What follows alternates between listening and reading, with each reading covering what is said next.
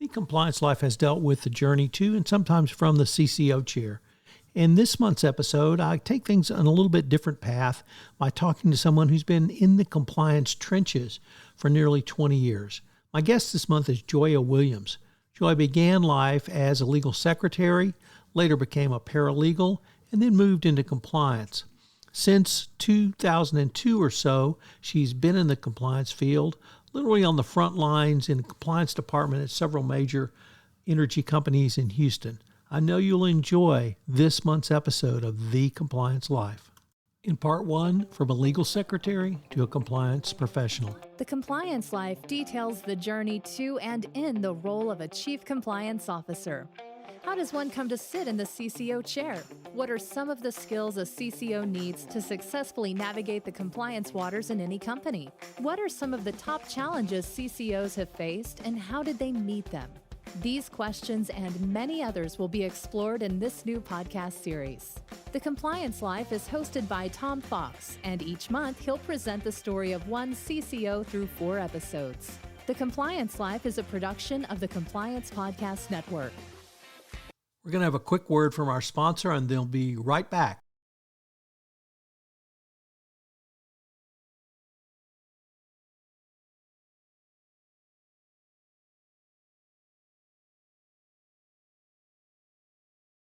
Hello, everyone. This is Tom Fox. Welcome to this month's edition of The Compliance Life.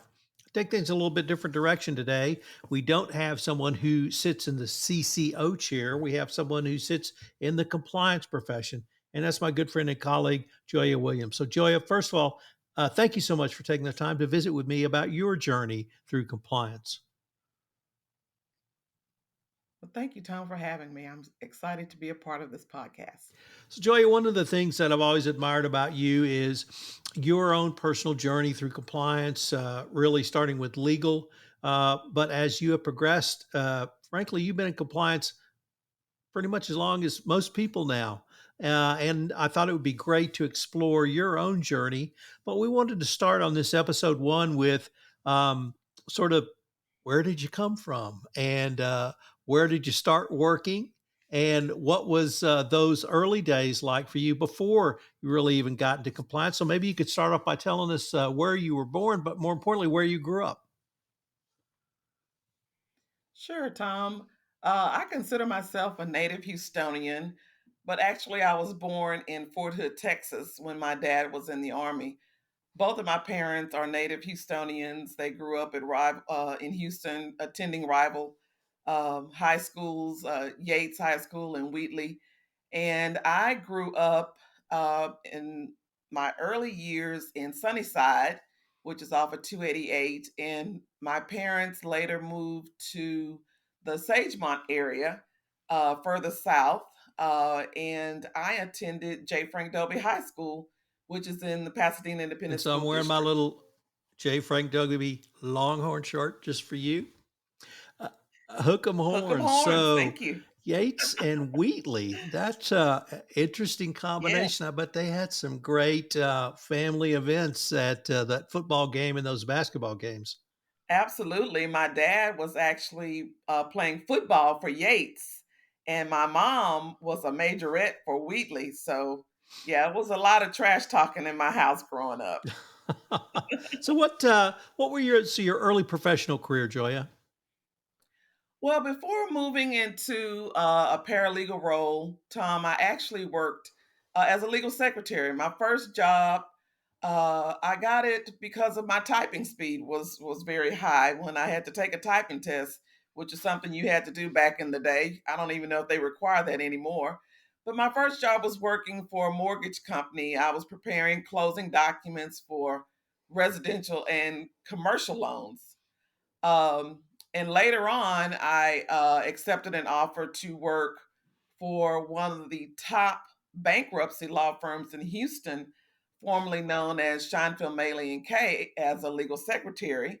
And while working for Scheinfeld Maley and Kay for numerous years, I supported the tax, bankruptcy, and litigation teams.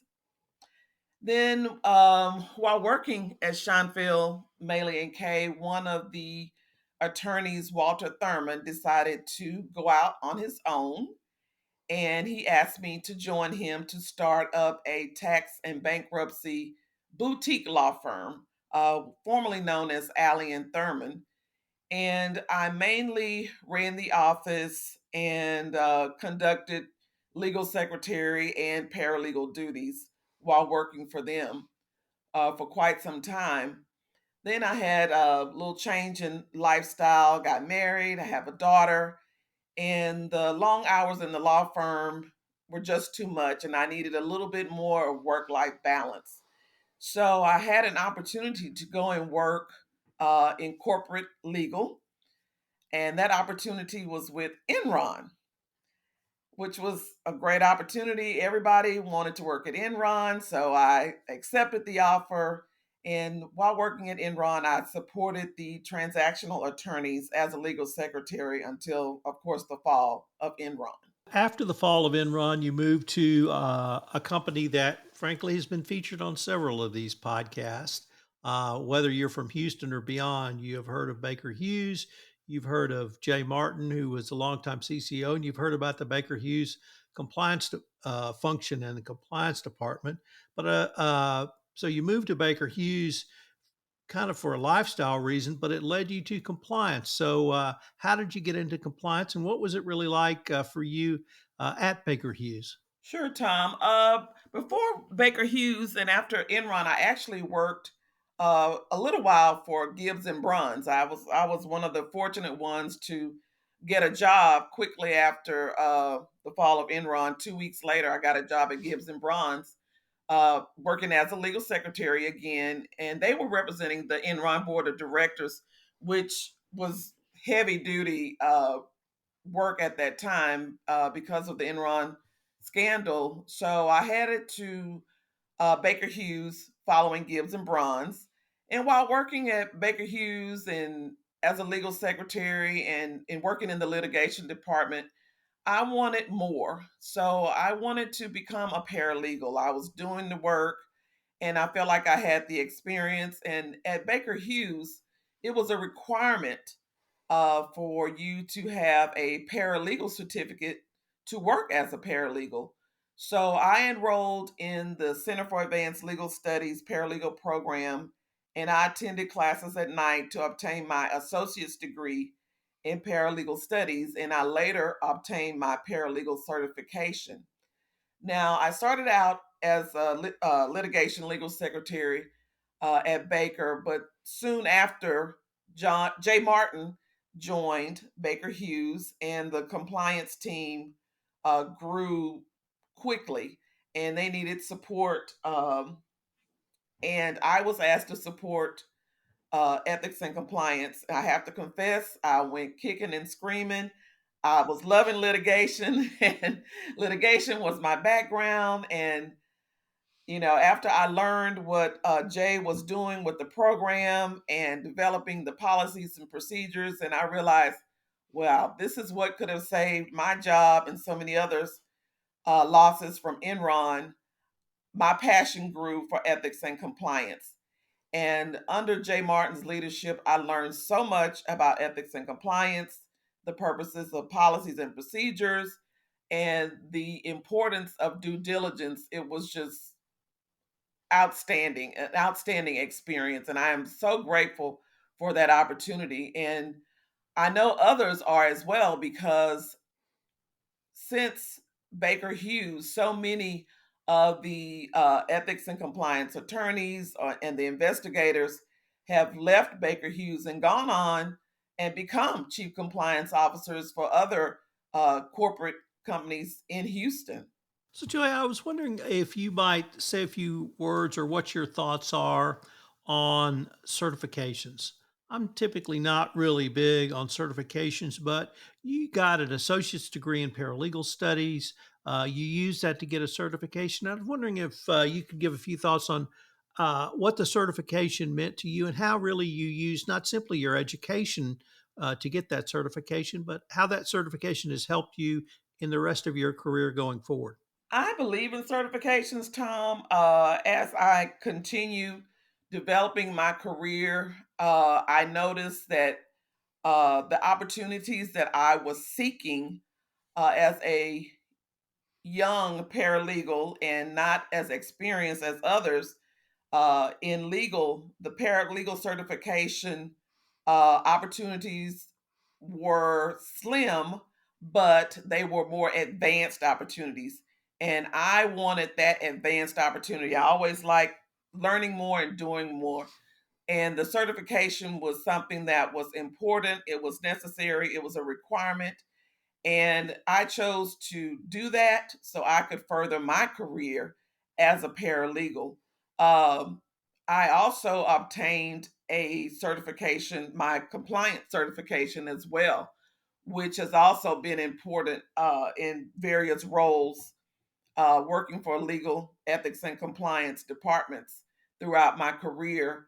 Uh, Many chief compliance officers have found it important for their staff to have compliance certifications because it shows that we are committed to learning more, doing more, and advancing our careers, our development, and just further knowledge of the ethics and compliance uh, arena and learning, having that compliance certification and also my paralegal certification, it kept me rooted in learning different areas of compliance, different areas of litigation, not just litigation, but also data privacy, ABC, just various areas that you can learn more and do more in. And so I didn't get locked into just one particular area. It kept me learning more and expanding my knowledge across all legal areas, which was very important for my growth and development. Just hinted at what the work was like at Baker Hughes, but let's expand on that a little bit because you were there when it had hit the fan. And Baker was in the midst of a Yeah. very big, very messy FCPA investigation. Jay was brought in to help get the company through that and rebuild it.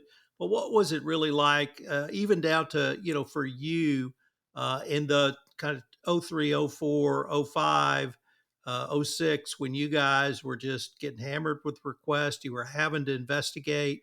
And I don't want to say it was about the company situation, but it was a very significant investigation. And Baker Hughes, did come out of it. And obviously Jay Martin had a big impact on that, but it wasn't just Jay Martin. It was all the way up and down. It was people like you doing that work. So what was it like being in the trenches back then? Oh, Tom, it was tough. Jay is tough. He knows what he wants, and he does not stop until he gets it done. And but he's a gentle beast. I have to say that. But very hardworking, and I can say that we got the work done. It was a lot of updating and changing, but we perfected what needed to get done in a timely manner, which made Jay proud. The Baker Hughes board of directors, on up the chain, everyone was proud of the work. But it was a lot of hard work and hours put into getting those achievements. Uh, Jay was very knowledgeable of what could be done and by whom. I think he delegated the work appropriately, and we all got it done. It was a team effort. We all worked together, and it was not a problem getting it done. But it was hard work, and it was a learning curve for me because I didn't know a lot about ethics and compliance policies and procedures and codes of conduct. I had read them and knew and signed off on them for different jobs, but getting into the details and of writing a code of conduct and understanding the policies and procedures for different areas of compliance was a great learning curve for me. And we just got it done. Great team of attorneys, also of paralegals, and we had, I just say, we had top notch people to get the work done. and I'm proud to be a part of that group. Joya, you were able to use your Baker Hughes experience, your own certifications, and what you were able to gain in the workplace to move on from Baker Hughes, as many compliance professionals in Houston did. Could you tell us what your next role was? Sure, Tom. My next role was I went to Weatherford, and I worked as a paralegal at Weatherford, which kept me really, really busy. I went to Weatherford with actually a group of Baker Hughes staff. Baker Hughes was laying off at the time, and I had survived several layoffs, and it just wasn't a guarantee that I wasn't going to survive the next one, and you got to keep food on the table, and I had the great opportunity to learn more and develop my career as a paralegal and remain in ethics and compliance. So I went over to Weatherford with a small group of Baker Hughes colleagues.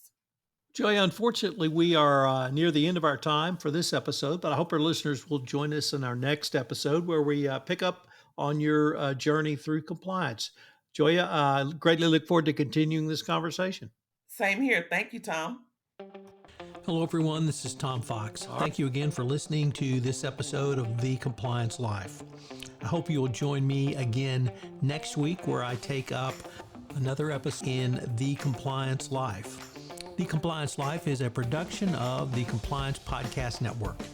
If you would like to be featured on The Compliance Life, please give me an email at tfox@tfoxlaw.com. Also, if you like this series, please give us a rating on iTunes. Any review and rating would definitely help get the word out about the latest addition to the Compliance Podcast Network. Thanks again. This podcast is a part of the C-Suite Radio Network. For more top business podcasts, visit c-suiteradio.com.